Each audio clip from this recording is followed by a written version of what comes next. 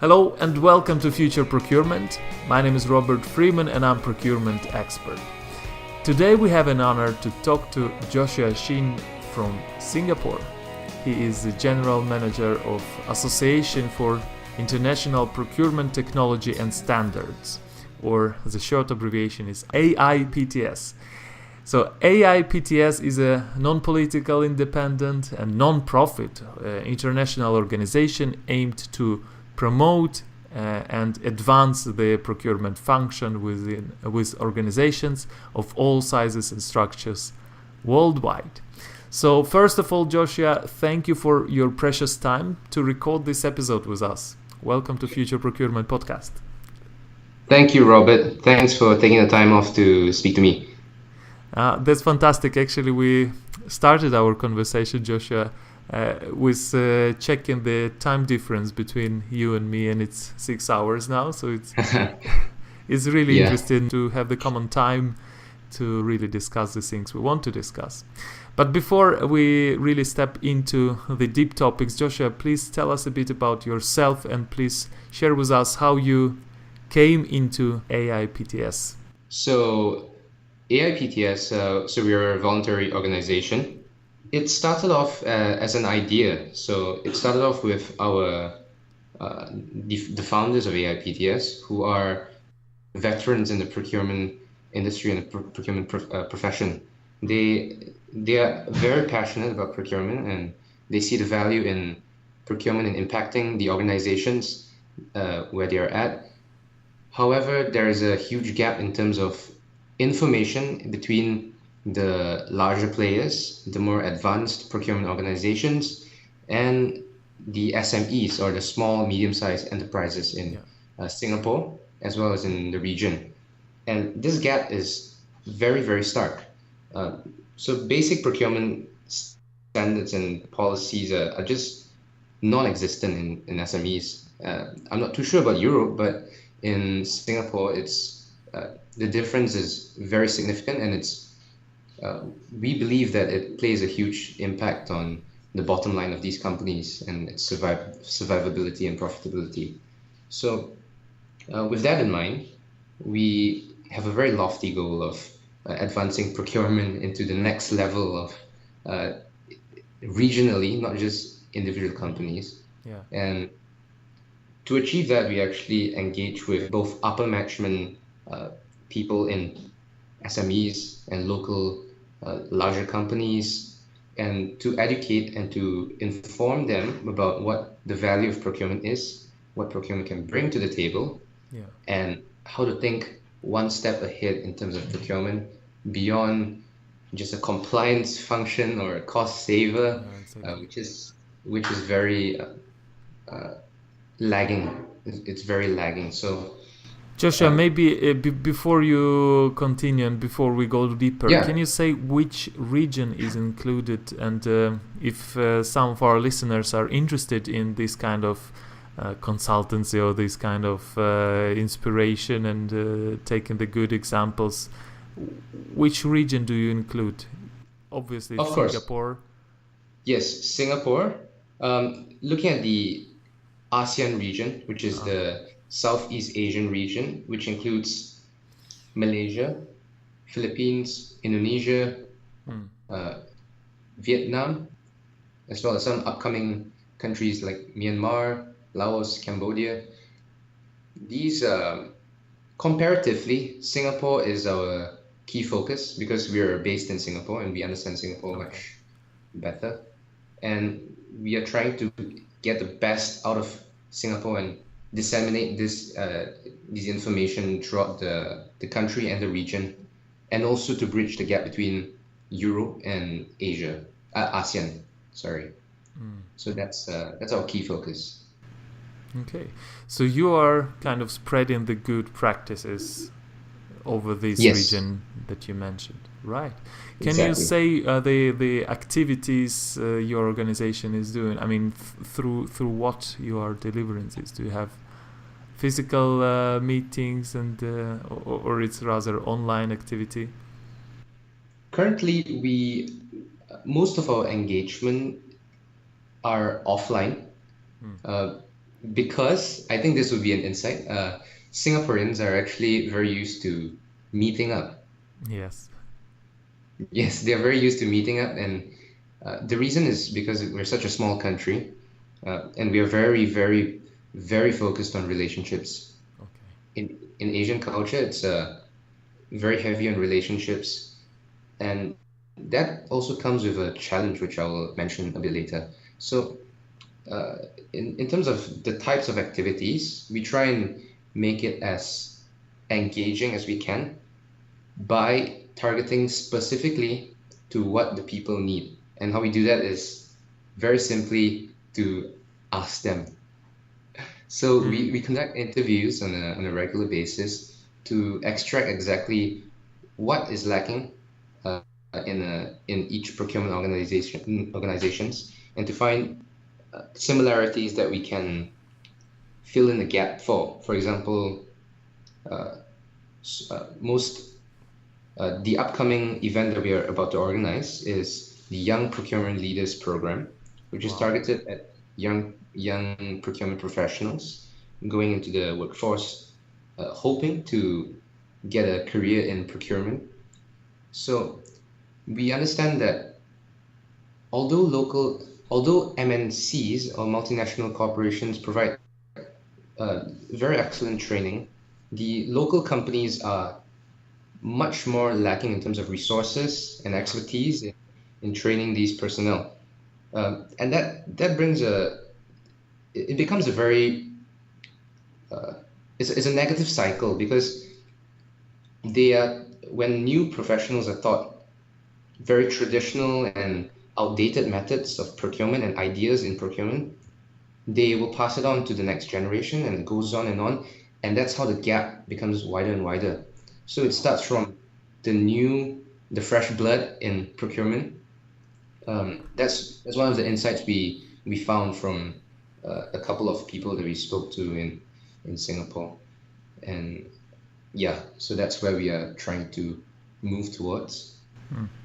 But Yeah. are you concentrating on procurement professionals only, or do you also involve the top management, the executives of the companies to also describe to them what is the role of procurement and how can their procurement professionals bring Right. savings, deliver other kind of value to the entire company and things like that? Right. That is also the other side of our focus, which what we call high level networking events. Yeah. So those are targeted at the upper management folks who are so deeply ingrained in their day-to-day function that they don't see Mm. the outside world and what procurement can actually do beyond what they're used to.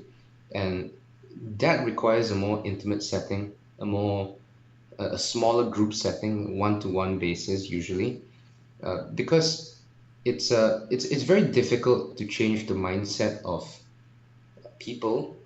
Uh, this specifically in the age range of 40 Okay. to 55.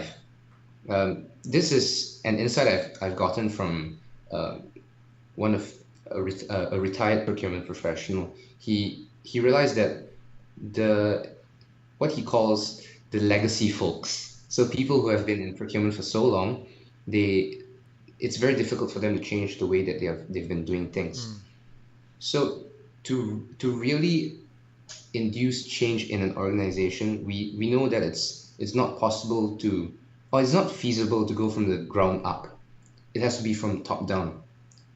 Yeah. So we try and provide opportunities for.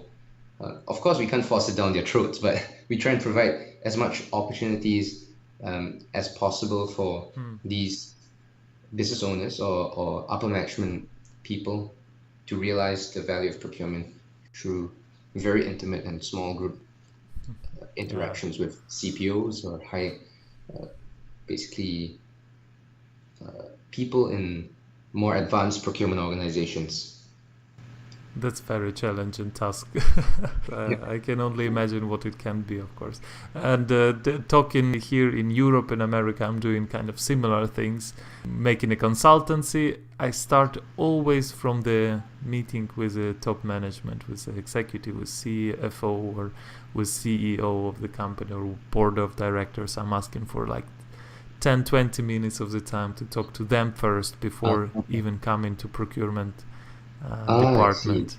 So it's really, as you said, it should go top down in Yes. many cases, because however good procurement people will be, if there is no appreciation and Support. if there is no Right. understanding from the top management, I think their Yes. efforts can be really lost. And the Yeah. most critical for me, and also for I mean, for me to observe, the most pity is that these people, even the best professionals, are losing the motivation, are losing the energy, and then Mm. they lose the incentive actually. That they I understand see. that why should I try harder if I'm not recognized, if my efforts Right. are not worth it.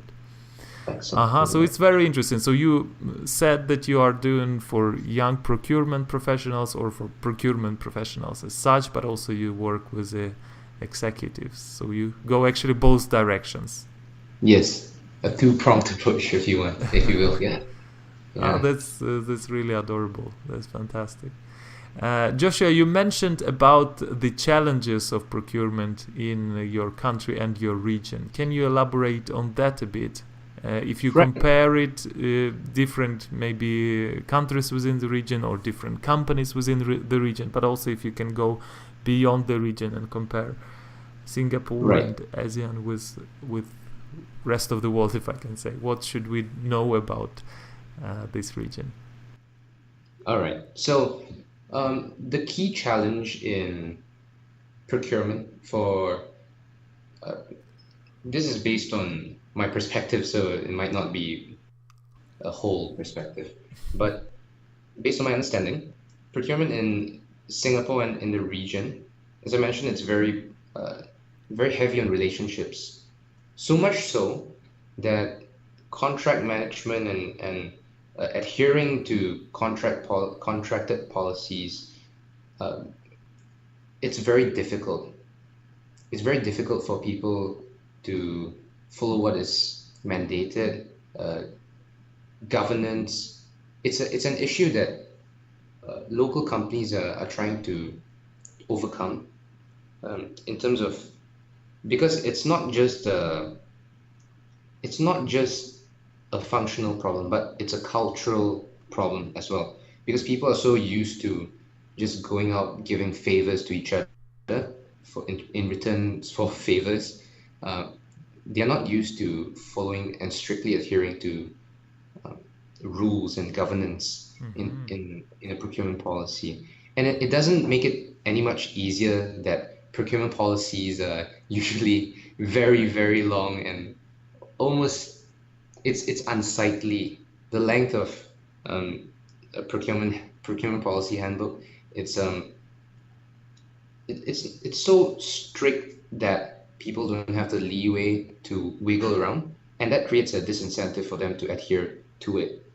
Mm-hmm. One of one of the organizations that I've spoken to, it's DBS, which is Asia's number one bank, Yes.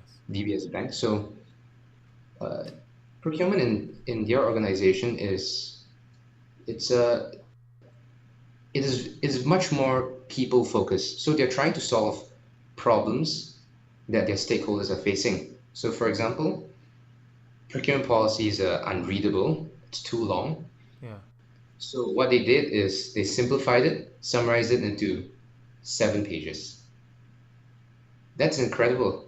And it's rolled up across the entire industry. Sorry, not industry, the entire organization worldwide, one procurement policy.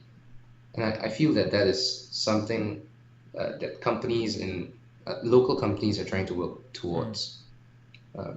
But it starts with a change in mindset.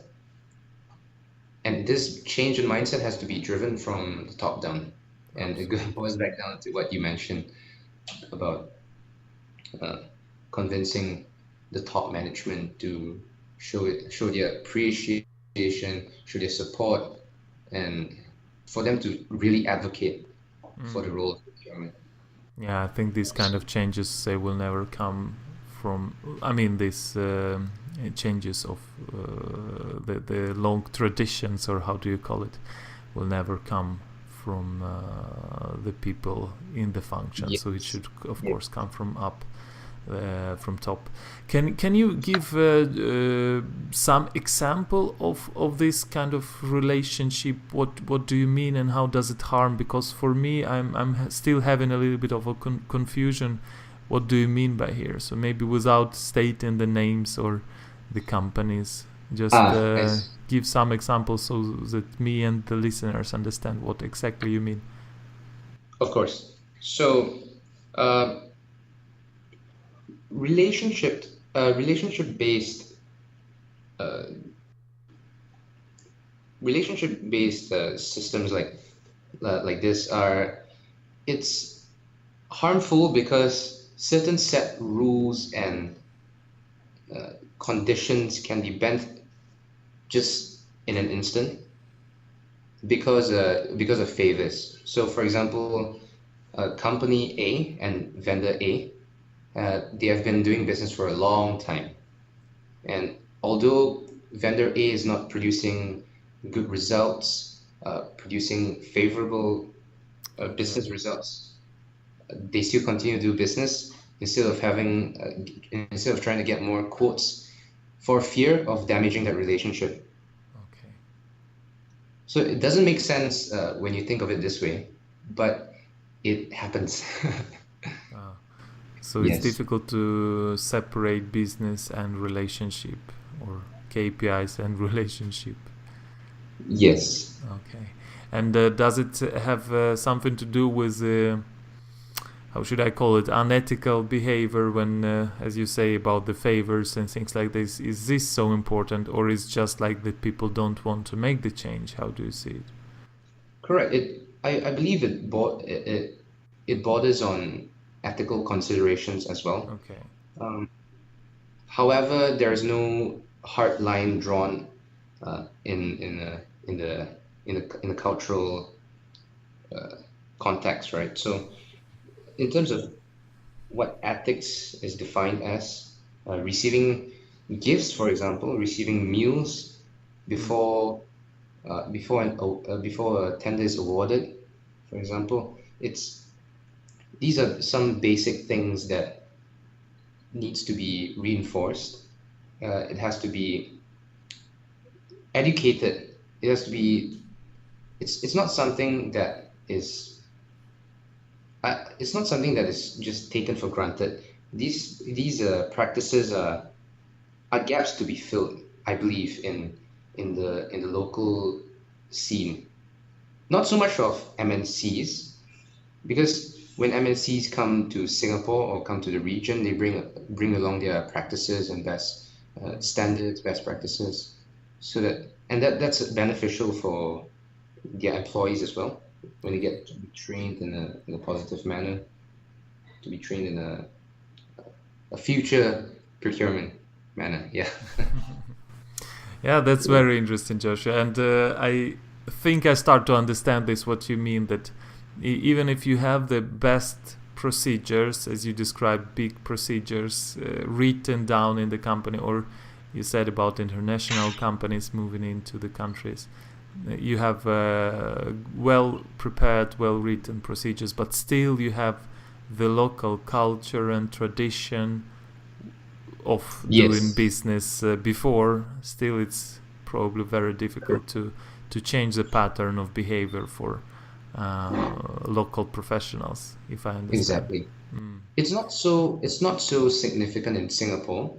Um, However, in the region beyond Singapore, for example, Malaysia, Indonesia, Okay. Philippines, it's it's still very gray, if you will, very Mm. gray. Yeah. Yeah, yeah, I understand what you mean now.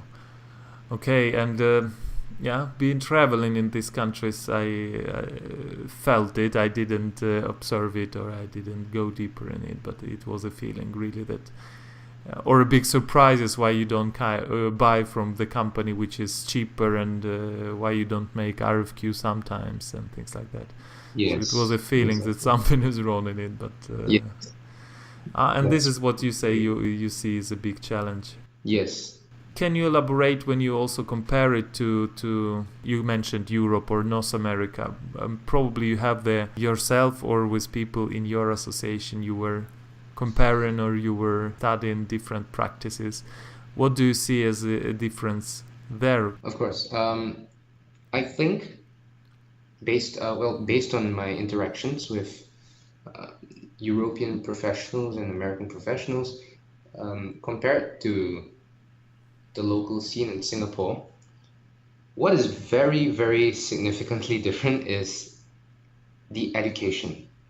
Education in Singapore has practically zero focus on procurement and zero focus on what procurement is. If you go on the street and you ask people, what do you think about procurement? They will either go, huh? Or they'll go, you mean buying stuff? Which is a very limited perspective. So one difference that we realized is the universities.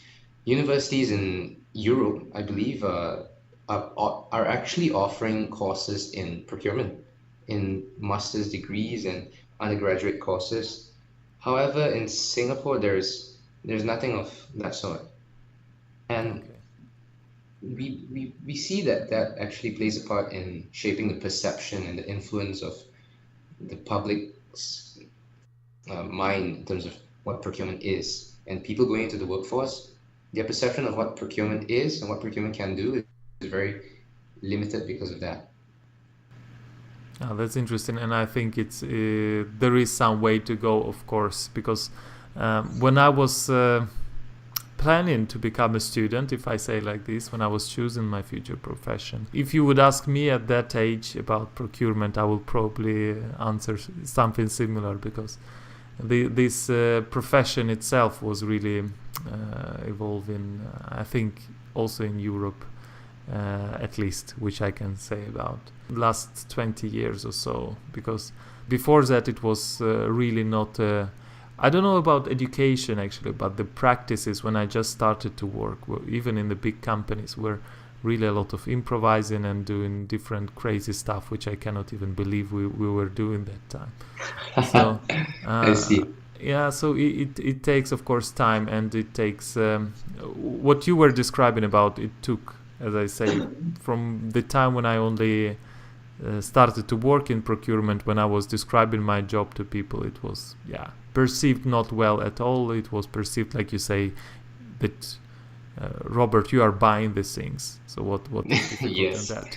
And you just go almost like to the store and buy these things. So this was how people perceived it. So only now I really feel that you can say that procurement is important. What value can procurement bring to the entire company? And this effect to the what I call leverage effect of procurement, when you make the savings and then it brings the much greater percentage of savings to the bottom line of the company. So these kind of things were really evolving for a quite long time now, and to become on the level where they are. And still I think we have a long way to go in most of the companies in Europe, at least what I see, and in the US and Canada. It's a long way, and Joshua, I really appreciate your efforts to make the tectonical changes in your region, especially with a strong, with so strong culture influence. But I'm sure it will come. It's no even discussion. It will come, and probably with people like you, if you will be spreading the good word around, I'm sure that this process will become faster and faster. Yeah. Great, Joshua. Can you elaborate a little bit about the opportunities in your region? And if you compare maybe your region to the others, or maybe between different companies or countries in your region? What do you see as the biggest opportunity? If people listen to our podcast now from your region, what can you say to them? The biggest opportunity, I feel, is the SMEs. In Singapore, 99% of companies that are incorporated are actually small to medium-sized enterprises. Although they make up such a large percentage of companies, their procurement standards are way below that of MNCs or multinational corporations. But we realize that information and knowledge is being siloed within these SMEs, and there's no way to get access to them other than maybe through networks or training programs. It's really difficult for a cash-strapped SME to even start thinking about procurement. To even start thinking of procurement, they have to have their fundamentals, their basics, operations, sales, and everything going smoothly first before they start thinking about procurement. So it's usually maybe like the fourth or fifth thing in their mind when it comes to improving their company. And I think that's quite powerful, because if we are able to take the information siloed within these MNCs and bring it out to share it, bridge the gap between these companies, it would create quite a significant impact in the overall economy, the overall standard of procurement. And looking across, looking at the talent pool in Singapore and in the region, say Philippines, Thailand, I believe companies are starting to look towards expanding into LCCs or low-cost countries, because the talent pool there have so much potential for development. There are certain cultural cues that we have to get around and understand a bit better. But once we overcome that, the talent pool in those regions are really there's a really huge potential for them to be developed. It's just that I feel it's just that knowledge is not freely available to them just as yet. That's an interesting observation. So first you say about the procurement function as such in the organizations to use it full capacity of procurement in the companies is the first opportunity you give, and the second is developing people and procurement professionals, right? Yes. How do you think we can make it happen? How can you help make it happen? I see. So it's not one man's task. It's not a single person's job to do this. I mean, to make these massive shifts in terms of, we're not talking about, mindset is one thing, but when we are talking about information, that's huge. I mean, if you look at developments in the internet, Internet of Things, information is freely available, but there are just certain specialized information that are just held captive within big companies that have perfected the craft of procurement over years and years of trial and error and practice, and it's very difficult to extract those information, because first of all it's proprietary, and it may not be replicable to smaller companies, and that's one of the challenges that AIPTS is trying to overcome. How do we get the best of large advanced procurement organizations? How do we get the best practices, the standards out of those companies and those organizations, and bring it and apply it to smaller companies, or bring it to companies that are even larger companies in Singapore who are who are not doing that well in procurement. Exactly. I've spoken to so many companies that are still using paperwork for approval processes, and that is crazy. That's just crazy in this time and age. Yeah, I agree with you. And there is a long way to go, as I said before, thanks to organizations like you, like Association for International Procurement Technology and Standards. Thanks to the enthusiasts like you, I hope that things will move forward. And finally, if you can say some big ideas, what do you want to share to procurement world, or maybe to the people and professionals in your region particularly? Right, big idea. Well, collaboration. Collaboration, for sure. So start thinking of procurement as a collaboration tool, not just within your organization, but how you can benefit your downstream customers as well. How you can leverage on that pool of customers downstream, how you can leverage on your suppliers. It's all about collaboration today. And I think not enough people are actually paying attention to that. Too many people are looking at suppliers and looking at the relationship between them as a buyer-seller relationship and nothing beyond that. I think it's important to start thinking of your suppliers, especially strategic suppliers, as partners. Exactly. And to grow alongside of them, to think of more ways to value add to not just your organization, but your customers as well. So, my dear friends, I really hope that you like this episode the same as I like it. I was really happy to talk to Joshua Ching from Singapore, who is the General Manager of Association for International Procurement Technology and Standards, or short name is AIPTS. The aim of AIPTS is to promote and advance the procurement function within organizations of all sizes and structures worldwide. And first of all, of course, they are concentrating on Singapore, China, Malaysia, Philippines, Vietnam, this region of Asia. So if you are especially from that region, I highly recommend you to visit the webpage of AIPTS. I will attach it to the show notes, and also to write directly to Joshua. I really hope, Joshua, you will have some contacts after this episode is launched. My name is Robert Freeman, and I wish you a great day, and I hope you will help us to move procurement forward together.